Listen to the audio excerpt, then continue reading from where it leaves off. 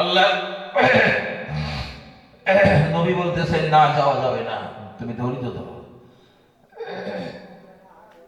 ধৈর্য ধরলেন।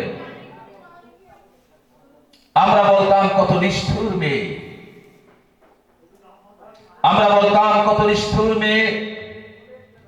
বাবাটা চলেই গেল, দেখা দিল না, মারা গেল তাও দেখলো না। মেয়েটা ধৈর্য ধরলেন। কিছুদিন পর বাবা স্বপ্নে দেখাচ্ছেন মেয়েকে, মা তুমি আমাকে বাঁচিয়েছ, শুধু তোমার জন্য। তুমি স্বামীর কথা মধ্যে থেকে আমাকে দেখতে আসো নাই, তুমি আমার মেয়ে, তুমি আমার জন্য দোয়া করছো বলে আল্লাহ পাক আমার কবরটাকে জান্নাত বানিয়ে দিয়েছেন, আমার কবরটাকে জান্নাত বানিয়ে দিয়েছেন। জোরে বলেন সুবহানাল্লাহ।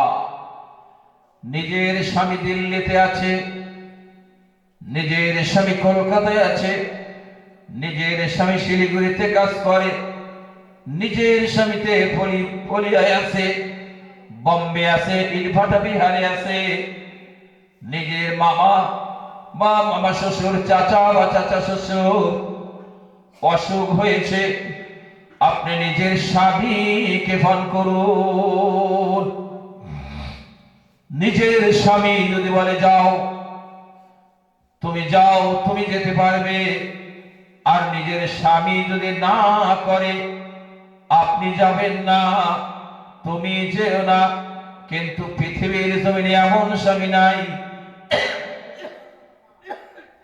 না করবে, না করবে এমন স্বামী পৃথিবীতে নাই।